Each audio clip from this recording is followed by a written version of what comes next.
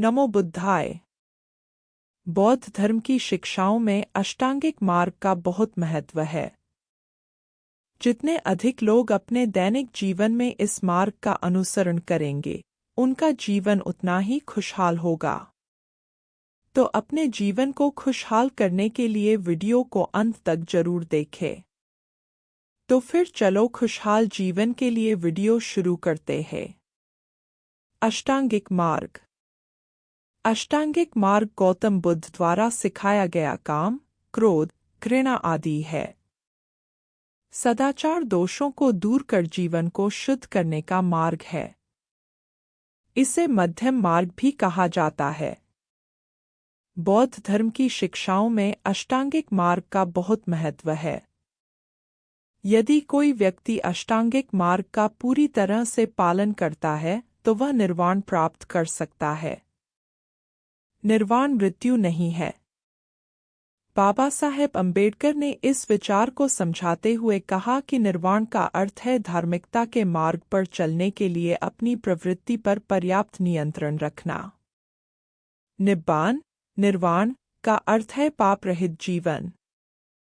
कर्म, क्रोध, घृणा आदि दोष हमारे जीवन को प्रदूषित कर देते हैं। इसे दूर करने और जीवन को शुद्ध करने का मध्य मार्ग अष्टांगिक मार्ग है। यह मार्ग मनुष्य को देखना, जानना, ज्ञान देना सिखाता है। तो मन को शांति मिल सकती है। जितने अधिक लोग अपने दैनिक जीवन में इस मार्ग का अनुसरण करेंगे, उनका जीवन उतना ही खुशहाल होगा। अष्टांगिक मार्ग के 8 सूत्र हैं जो आगे वीडियो में हम देखेंगे। पहला, सम्यक दृष्टि। प्रकृति के नियमों के विरुद्ध कुछ भी हो सकता है ऐसा विश्वास न करना। दूसरा, सम्यक संकल्प, अर्थात सम्यक संकल्प चिंतन करना। तीसरा, सम्यक वाचा, दयालु और सच्ची वाचा बातचीत करने का प्रयास करना। चौथा, सम्यक कर्मांत, उत्तम कर्म का अर्थ है सही कर्म करना। पांचवा, सही आजीविका, अपनी आजीविका बुरे तरीकों से न करके सही तरीके से कमाना। छठवां, उचित व्यायाम, बुरे विचार आने पर तुरंत नष्ट कर दें। सातवां, सम्यक स्मृति, दार्शनिक बातों का स्मरण करके चित्त, मन को जागृत रखना। आठवां, सम्यक समाधि, किसी भी बुरे विकार से प्रभावित हुए बिना मन को बुरी प्रवृत्तियों से मुक्त रखकर मन को प्रसन्न और शांत रखना। अब हम अष्टांगिक मार्ग को विस्तार से जानेंगे। सम्यक दृष्टि। अष्टांग में पहला सूत्र है सम्यक दृष्टि। सम्यक दृष्टि का अर्थ है जो है, जैसा है वैसा ही देखना। यदि हम किसी व्यक्ति के प्रति द्वेष या पूर्वाग्रह रखते हैं, तो हम उस व्यक्ति के हर काम में दोष देखते हैं। कभी-कभी यदि मन उदासी से भर जाता है, तो भव्य आकाश, उज्ज्वल नक्षत्रों, सुगंध और सौंदर्य की वर्षा करते फूलों को देखकर आनंद नहीं मिलता है। जब अव्यवस्थित मन मूल वस्तु को उसके वास्तविक रूप में देखे बिना देखता है, तो उसके बारे में हमारी धारणा भ्रष्ट हो जाती है। इसलिए लोगों, चीजों, प्रकृति को शांत, संतुलित और पूर्वाग्रह रहित तरीके से देखना चाहिए। अर्थात दृष्टा और दृश्य के बीच उचित संबंध स्थापित हो जाता है। सम्यक संकल्प। दूसरा सूत्र है सम्यक संकल्प।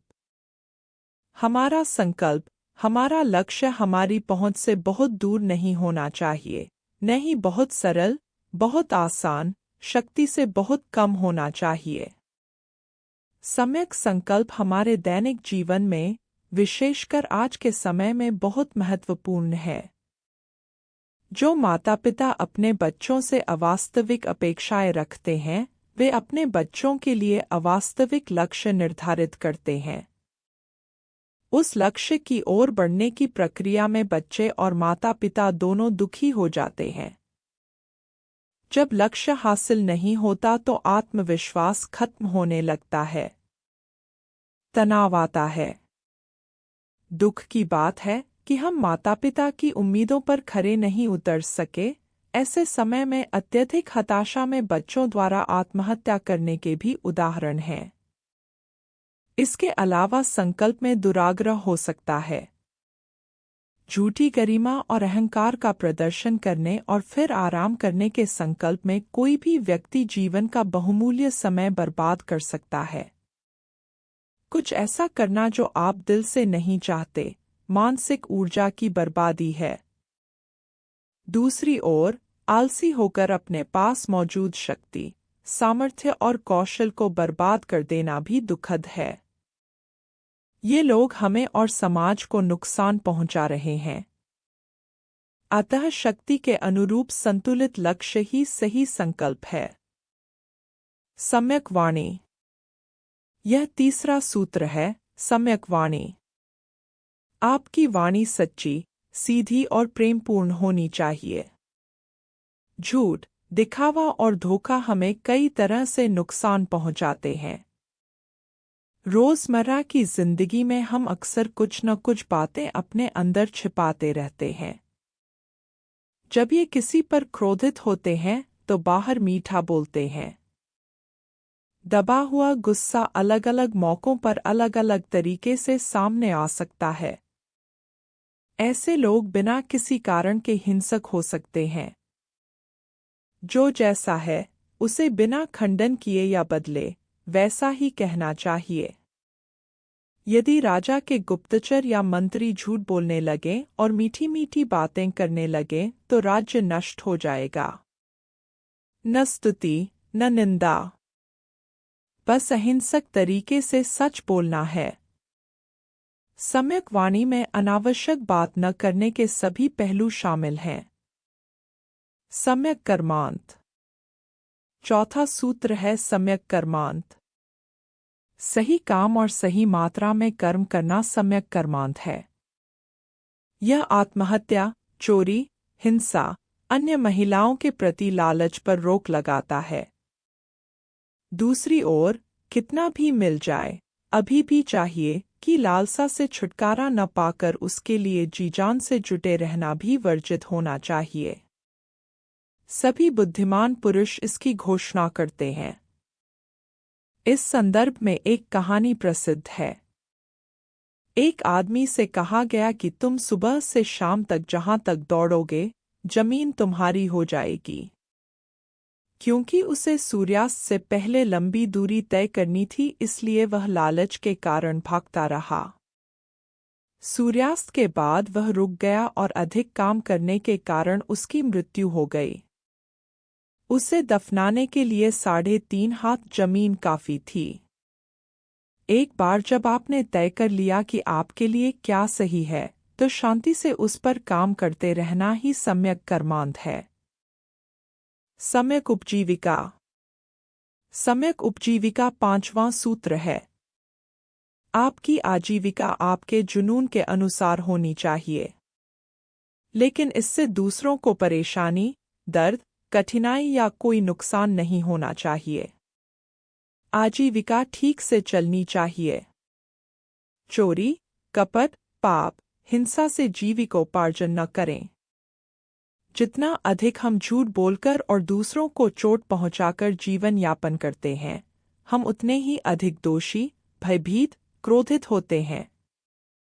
व्यक्ति संतुष्ट, शांतिपूर्ण जीवन से वंचित रह जाता है। चंबल के डाकुओं ने भी इसका अनुभव किया, इसलिए उन्होंने हत्या, डकैती, झगड़े, लूटपाट को त्याग दिया, विनोबा के सामने आत्मसमर्पण कर दिया, अपने हथियार डाल दिए और कृषि जैसे कठिन लेकिन शांतिपूर्ण और संतुष्ट आजीविका का जीवन व्यतीत किया। सम्यक व्यायाम। सम्यक व्यायाम छठा सूत्र है।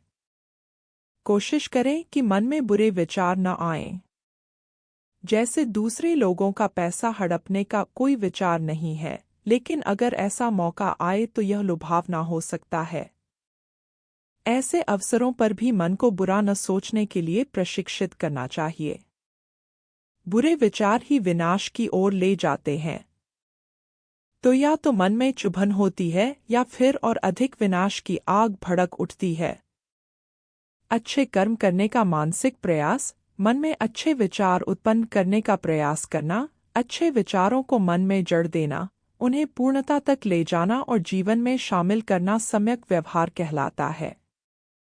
सम्यक स्मृति। सम्यक स्मृति 7वां सूत्र है। व्यर्थ को भूलना और सार्थक को याद रखना दैनिक जीवन में होना चाहिए। लेकिन होता इसके विपरीत है। बुरी बातों की यादें स्थिर हो जाती हैं।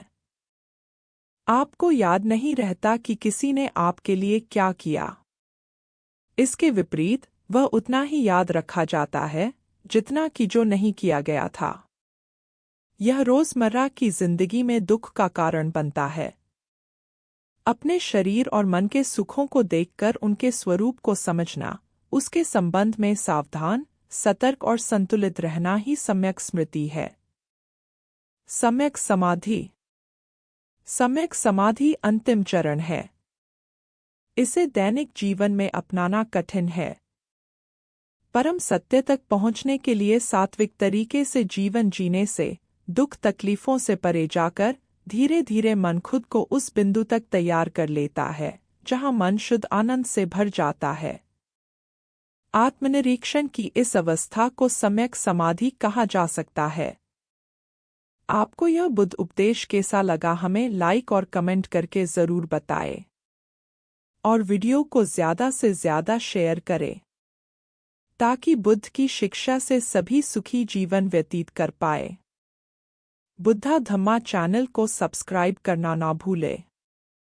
धन्यवाद। नमो बुद्धाय।